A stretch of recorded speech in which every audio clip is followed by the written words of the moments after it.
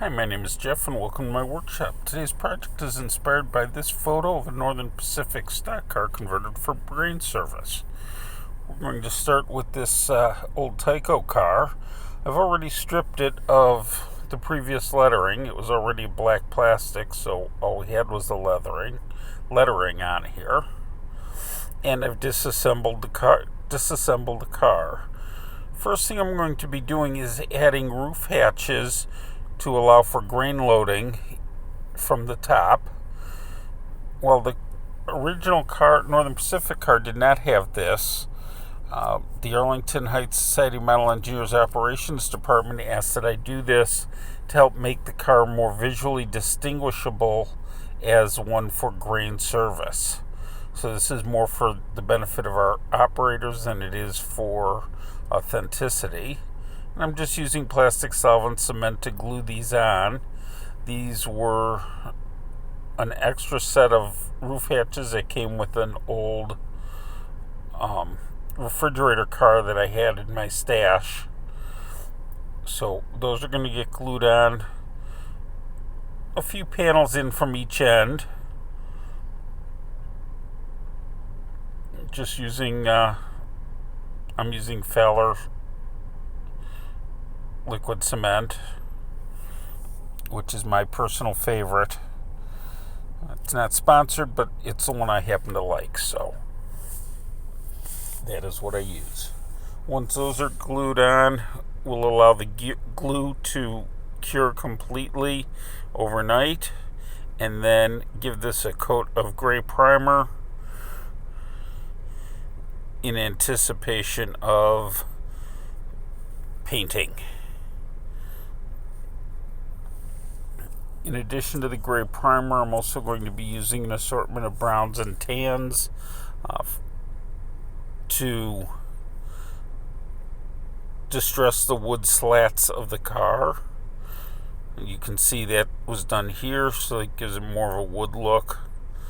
And then mask those sections for painting of the final color. We're going to put a red on the steel supports and on the lettering plaques. So with that painting done, it's time for decaling. I've laid out my decals so I know that they'll fit where I want them. And then we'll just remove them from the car and start applying decals. I also would put a gloss coat on over the areas that would get decaled. So carefully take those off and set those aside, and then get ourselves set up for decaling. Now, if you've watched my other videos, you know that I like to use microset setting solution to begin with, and then apply the decals. So I soak the decal for 10 seconds in water and then set it on a paper towel to continue soaking so the decal will release from the backing paper. And while that's releasing, I will apply the microset, which comes in the blue labeled bottle, to the area where the decal is going. In this case, it'll be the AVR reporting marks. So we'll apply some there, and then we can pick up the decal with our tweezers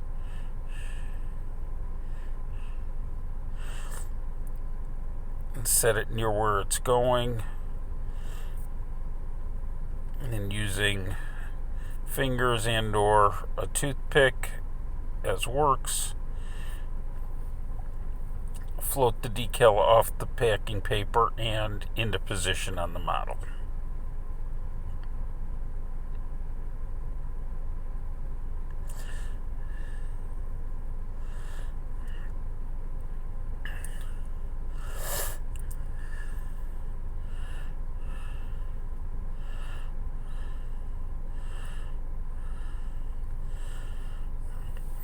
Okay, this car is going to be numbered 5029, and on my decal sheets I actually had a segment that said 029, so it's just going to be done in 2 decals.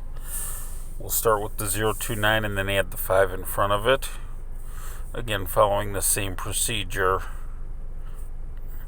We just want to make sure that the 029 is not centered, but we want the center of the spot between the 0 and the 2 centered on the panel so that the final decal numbering looks centered.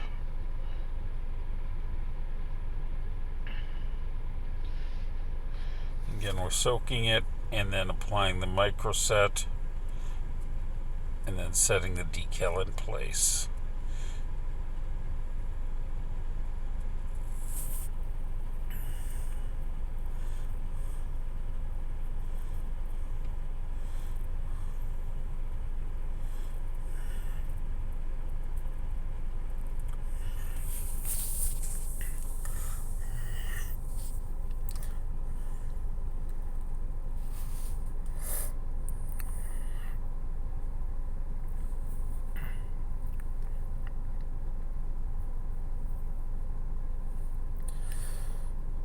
Then do the same thing with the number 5, making sure we have it right side up. Instead of setting it on the paper towel where it might be easier to lose since it's so small, I'm just going to set it on the model next to where it's going to go, and then get the micro set on there. One thing I realized I didn't do, and it's a lesson I've learned many times, at least I got lucky and didn't re-lesson, is close the bottle each time I'm done with it. When you leave it open, it's real easy to spill. Ask me how I know.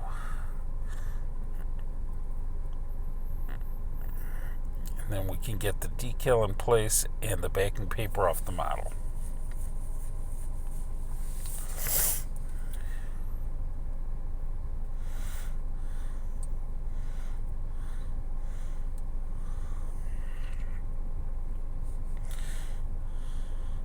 With that in place, we'll let it dry and then apply microsol to snuggle those decals down and finish off with a coat of matte finish. Now we're ready to add weathering powders. I'm using pan pastels, so I'm going to start with some wood browns and tans on random boards in there to help highlight and add to the look of, more like the look of wood.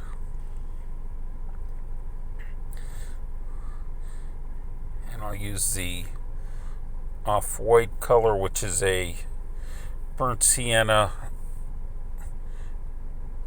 an extra light burnt sienna. I think they call it a burnt sienna shade,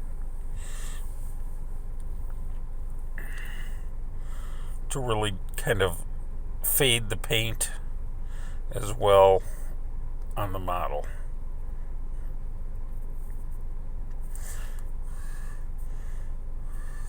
That also is good for the running boards, to really fade them and give them that wood look. We'll be doing that as well on the roof, but we're going to use this to hit some of the red areas and just kind of fade them a little bit.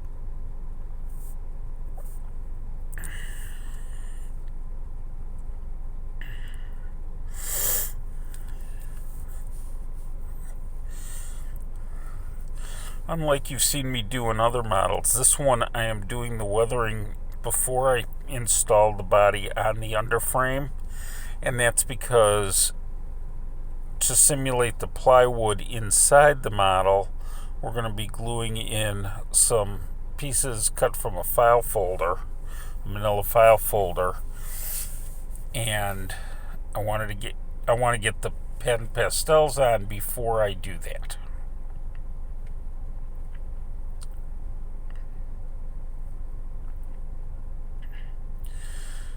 We're also going to fade the roof and add some rust to it using a red oxide pan pastel.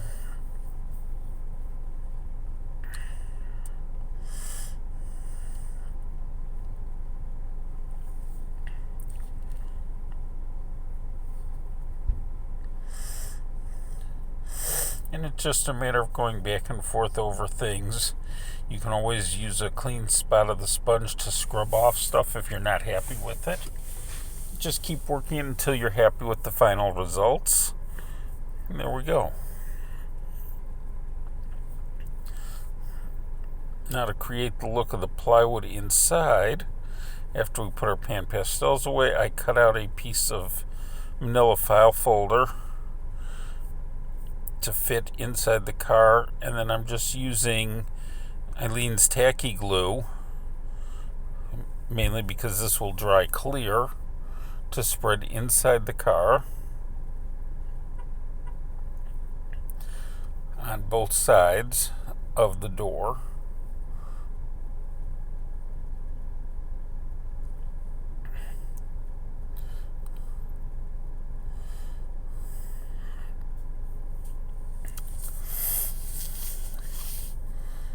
With that in place, we can set the file folder on the inside of the car, and this will give the look of plywood sheathing having been added to the interior of the car.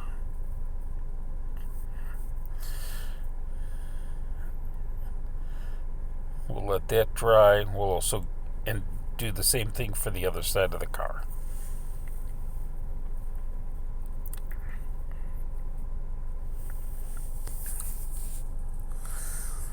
With that done, we're able to put the car underframe on the car, and it is ready for service.